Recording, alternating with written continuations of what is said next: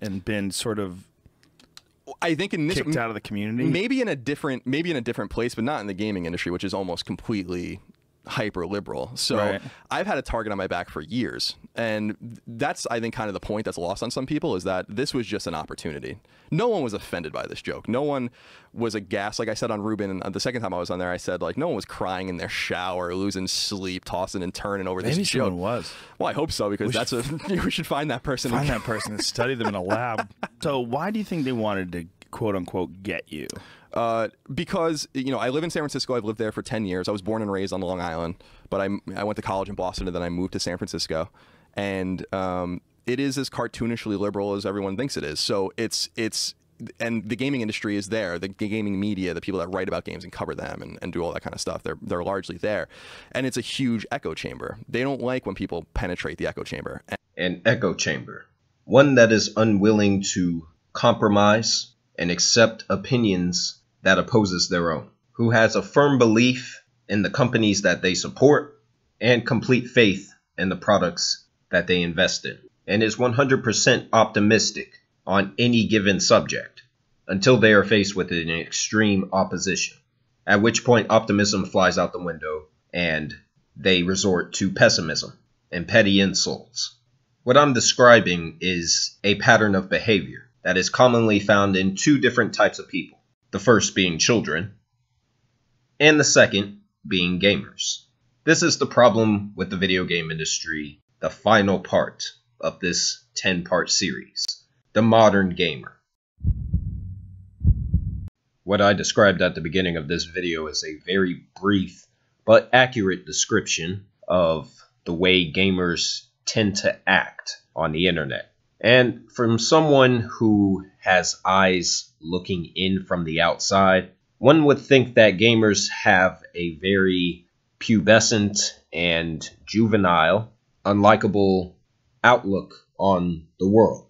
After all, video games are entertainment, and they're seen by many as some form of escapism, but not in the same way as, say, a movie or a music record. Video games are different because they place firm control into your hands, and when that control feels like it's being taken away by either the companies that have made the product, or that control is criticized by those who have experienced the product, then what happens is a negative reaction where you have a bunch of idiots that will do anything to defend said product.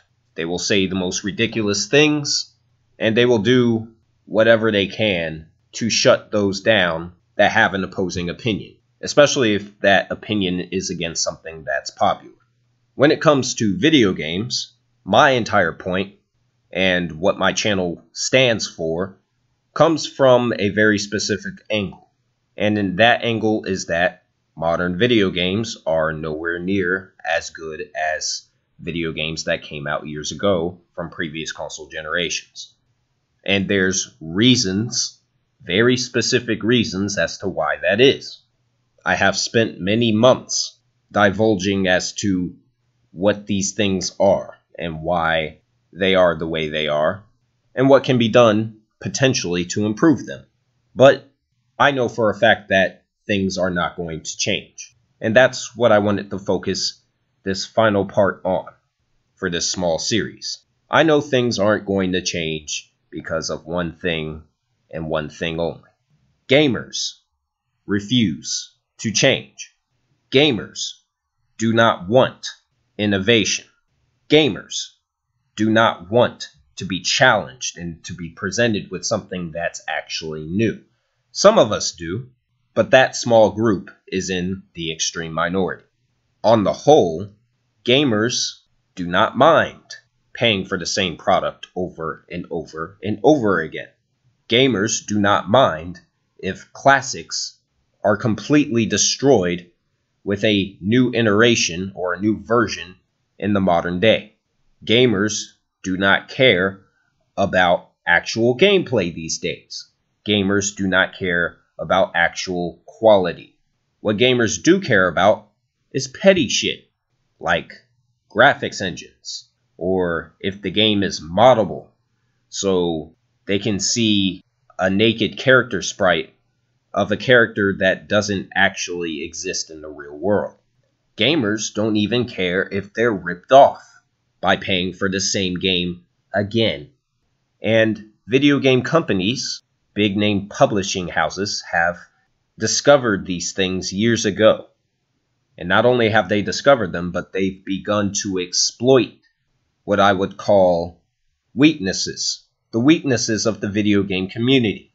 And it's why we have certain practices that exist now that are not going anywhere and are going to either remain the same as they are now, or they're going to get worse for the foreseeable future. As someone who's looking into the next generation of video games, I fail to see what the point and purpose is of investing a large amount of time and money into this hobby at this point, purely due to the fact that things are not going to change. Things are not going to get any better.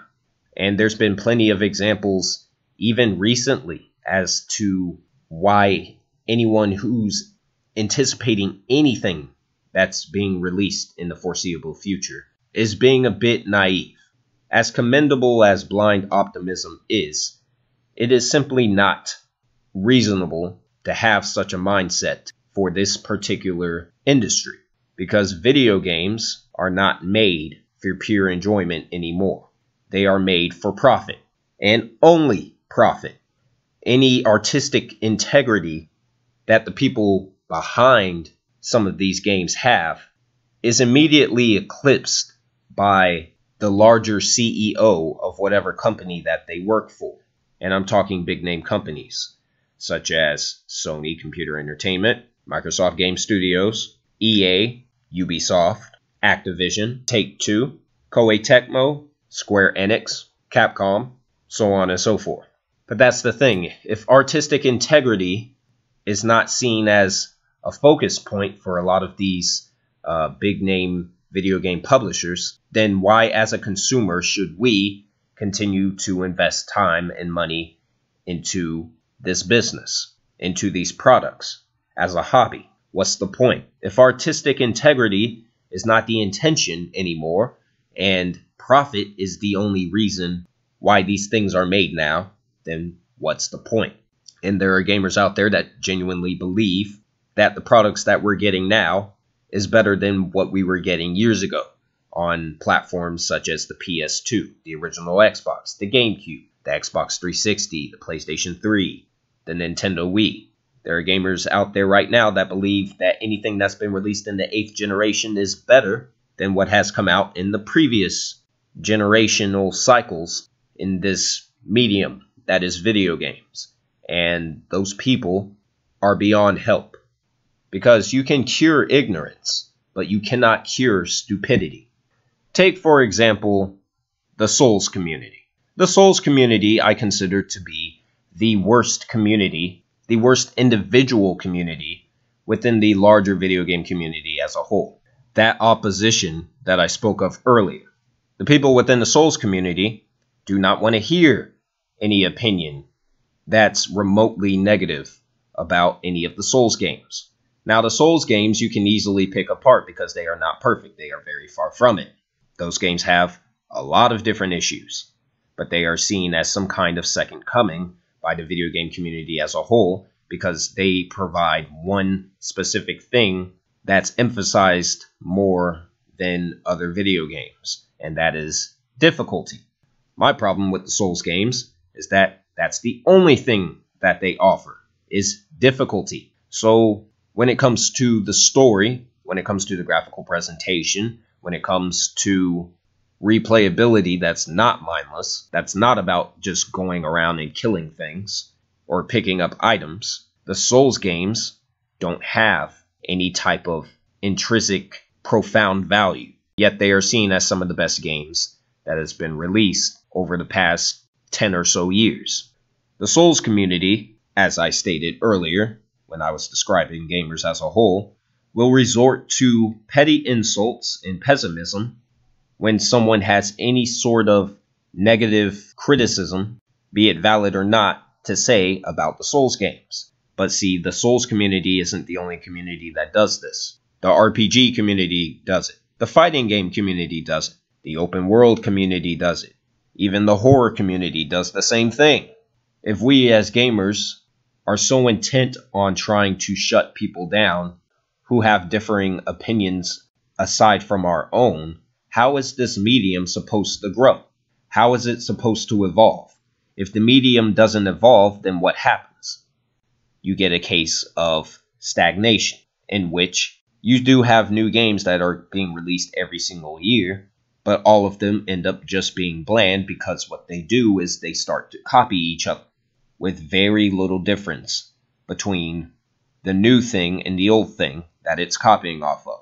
That's why we have games like God of War 2018, which copied Dark Souls and The Last of Us, and didn't really introduce any new ideas of its own into a franchise that was already established. That's why we have games like Neo, and Code Vein, and Sekiro, and any other Souls clone that's out there. That's just copying a popular formula in order to achieve easy success. Star Wars Jedi Fallen Order, to a certain extent, also did the same thing. That's why we have games like Ghost of Tsushima, which copied games such as Batman Arkham, Assassin's Creed, Tomb Raider, The Last of Us, and really didn't introduce any new ideas of its own. Now, some of these games that I'm mentioning are good, but at the same time, it goes back to that whole problem, the question. If we're not willing to accept criticism and opinions that differ from our own, how is this medium supposed to transform and evolve? The answer is simple. It can't. By fact, it cannot grow because gamers do not want it to grow. And this is a very, very dangerous thing for this particular medium. It may seem that we're in the golden age of video games, but the golden age, realistically, has already come and gone. The sixth generation was the best generation of gaming. Back then, it was so simple. There were no DLCs, microtransactions, season passes, day one patches, re-released games. You got a healthy amount of games for each particular major franchise that was out there. And we had tons of new IP, some of which still exist today. The seventh generation also revolutionized online gaming. And it was a new thing back then compared to now, where it has evolved over time and has improved. The eighth generation introduced nothing but a gimmick, which is VR. Regardless of what your opinion is on VR, VR is not a major revolutionary step forward for the medium of video games. Because if that was the case, then everyone would embrace VR, and VR realistically is only for a very small niche audience. Video games in the eighth generation have only focused on keeping around what has already proven to have worked in the past. Great examples of this are games such as Devil May Cry 5, which didn't go out of its way to do anything particularly special or new. The game just stuck to a winning formula that has already proven to work. And it's a great game, but it didn't really introduce anything new. And then some of the games that have kind of revolutionized a specific genre haven't really received the attention and the praise and the success that it deserves, such as the case is with the Titanfall games, the first game of which was a complete misfire due to its online and console exclusivity. And Titanfall 2, given the fact that the game was released at the worst time possible and sandwiched between two very popular games, it hasn't received the attention and the sales and the success that it should, because it's a great product. It's a great game. It's a great piece of entertainment. But games that have seen that type of attention haven't really deserved the accolades. So what we have is an industry where people are not paying to actually be challenged by new innovative ideas, but rather they just want more of the same shit over and over and over again. To make it even worse, gamers will dismiss games that actually take a good idea that's fresh and new and exciting. They will not support those games, those products, those companies. So whenever the discussion of a new console generation comes up with the upcoming PlayStation 5 and the Xbox Series X, my response always goes back to the same thing. Well, the medium of video games isn't really challenging itself to be a place where artists have new ideas that are explored with a AAA budget. So why should I, as the consumer, have any interest in spending full price for any particular game that's released to market? The last 3 years, when it comes to the medium of video games, in my humble opinion, has been absolute trash, with very few exceptions. I can name games that came out in 2018, 2019, and this year in 2020 that were praised for a bunch of different reasons, but realistically had so many different issues that there was really no point in supporting those games or the companies behind them. And this is part of the reason why I decided to dedicate a huge part of my channel, which is an all-around entertainment channel, on one specific medium, because I'm tired of the nonsense in this industry. I'm tired of the mediocrity. I am tired of trying to be optimistic about a particular product, and I end up being let down time and time again because game developers don't have their heart in the right place, because publishers are trying to do whatever they can to squeeze every last penny out of the wallets of their customers, and gamers allow them to get away with it, because the modern gamer does not care about quality. The modern gamer cares more about instant gratification than paying for a product that's actually good on release and remains that way throughout its lifespan. And as I'm discussing more about this topic, I want to pull up a series of images detailing the cover art of all the major and most popular and successful and highest rated video games that have come out during the entirety of the 8th generation. And I'm going to weigh the cons and the pros of each individual game, so whoever is watching this video can see this is what you've been spending your money on for the past, I don't know, however many years. These are the companies that have been taking your instant gratification at face value. These are the games that you've been supporting for a long time, and they have turned out to be less than mediocre. Quite a number of them. Some of them have turned out to be good, but not great. Very few games that are released to market now I would consider to actually be a great experience. And about the only company that I've seen that has truly tried to innovate and do something new that hasn't really been done before would probably be Remedy Entertainment. The same developer that's responsible for games like Alan Wake and Control. Right now they're in the process of making their own interconnected universe through both games. And that's something that hasn't really been done before. That's the type of innovation that I want to see when it comes to the video game industry. But unfortunately, Remedy is in the minority. Innovation is something that's not really rewarded in the video game industry as it exists now. Boring, clunky, bland gameplay and an empty carcass of an open world environment, or grind-heavy loot-based item management and below-average storytelling is usually what is praised these days with this particular industry. And it's a damn shame, because it shouldn't be like that, and it wasn't like that years ago. But it's just become worse over time. But as one might ask themselves watching this video, who exactly is the modern gamer? Is it a specific age group of people? Is it a specific stereotype? Is the modern gamer primarily limited to a specific genre, or is there more diversity when it comes to people who work on these products to make them actually happen?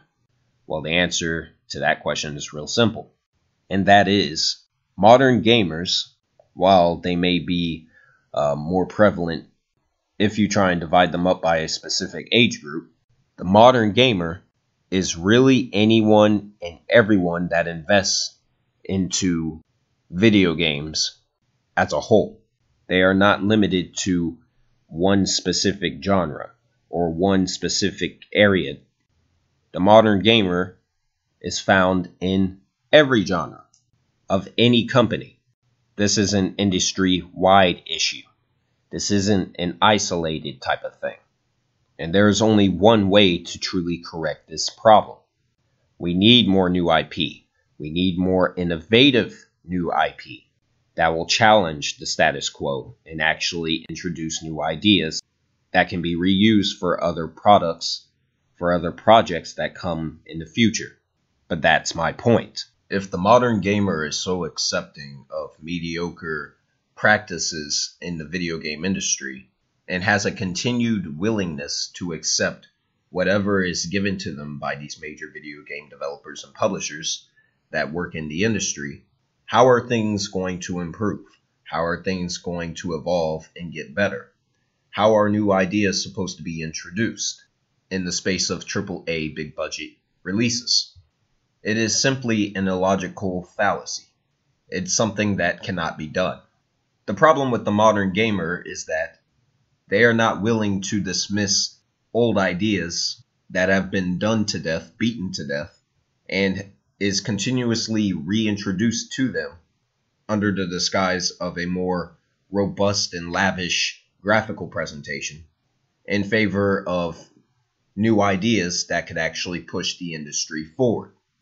Therefore, when I see gamers attacking companies like EA, or Electronic Arts is terrible, Electronic Arts killed this company, Electronic Arts did this, Electronic Arts did that, oh, Ubisoft is fucking awful, I hate their games, I don't like their open world formula, their games are too similar, their graphical presentation sucks, their gameplay is just mundane and routine. When I see complaints like this, I understand it. In some ways I do agree with it, but at the same time, I have to ask myself, what is Ubisoft? What is EA? These are big multi-million-dollar companies. What is a company? A company is a business, right? Why are businesses made?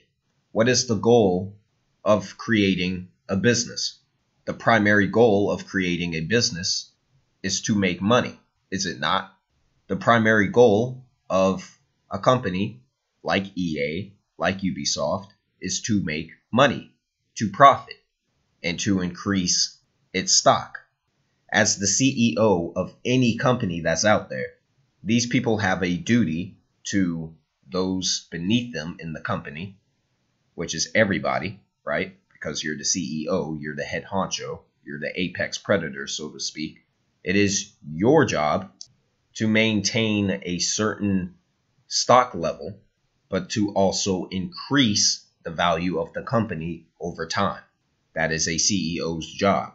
When it comes to the video game industry, why go out of your way to spend money on unproven ideas that may or may not flop to where the stock would decrease if you can easily just spend less money on a proven formula that you know for sure will work and increase your company's stock?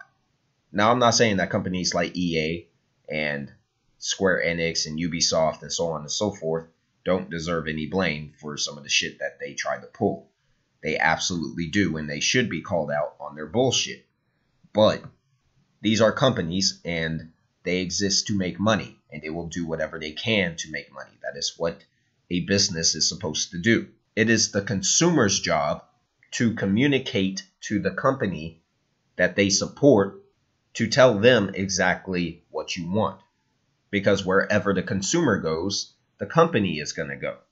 If the consumer wants innovation, if the consumer wants new ideas introduced to them, if the consumer wants to be challenged radically on an intellectual level, then those are the kind of products that you're going to get. But if the consumer, in this case, if the modern gamer simply wants to continue investing in the same gameplay tropes, the same storytelling tropes that we've seen hundreds of times at this point in this medium, which has become barren and bankrupt of any creative, innovative ideas, then those are the kinds of products that these companies will make. And that is what we've been getting ever since the PS4 and the Xbox One launched. And the results as a whole, when you look at everything that's been released over the past 7-year period, the results have been very mixed if you look at it realistically. And as we head into a new generation of video games, that is going to be my focus, the main thing that I look for.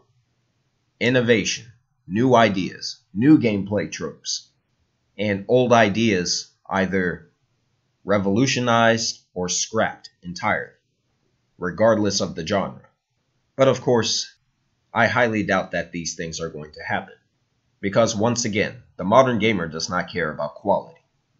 Those who do care about quality are in the minority. Those who do want to be challenged with new ideas, who want to see an evolution in gameplay and how we interact with video games, are very few, far and in between. And the modern gamer lacks the intelligence, the perception, and the basic understanding of what makes this medium great. This is why we have comments on the internet now, this year, that claim that The Last of Us Part 2 is a great game, or that the Final Fantasy VII Remake is Game of the Year worthy, or that Ghost of Tsushima is Game of the Year worthy. This medium will never grow if we keep getting games like this. The games that we've been getting this year. The games that we got last year in 2019. The games that we got 2 years ago in 2018. The medium will never grow if we keep getting and accepting mediocrity. And so while the blame can be placed on the companies that make video games, the people that are tasked and hired to develop video games, standard industry practices that are designed to be anti-consumer, and video game journalists who should know better, who have an important job for telling people what the status quo should be for the modern industry as it exists now. While there's blame to be placed on these things, ultimately at the end of the day, the consumer are the ones who decide what is a success and what isn't in this industry. So at the end of the day, while I can place blame, the real problem isn't the companies that make video games. The real problem isn't the people who are hired to make video games. The real problem isn't even the ignorant journalists that are hired to cover video games and discuss them in the industry. The modern gamer, us, we are what's wrong with this industry, because we are accepting of standard industry practices that should not be. And that is the real problem with the video game industry. And that concludes my 10-part series. And I'm not done discussing issues with video games. And I'll probably make a new series focusing on more specific issues, specific genres, things that I didn't cover that are still a big issue, but just on a smaller scale, if that makes sense. And so I already have a few ideas for a new series, and I'll be releasing the first part for that soon. And the new series will have a new title, and you'll know it when you see it when I upload it to my channel. And so that's all I have for this particular series. And this isn't the only industry that I'll be covering. So stay tuned for the next industry that I rip into. and part 1 of that series will also be released soon, as I shift into the next phase of content on this channel.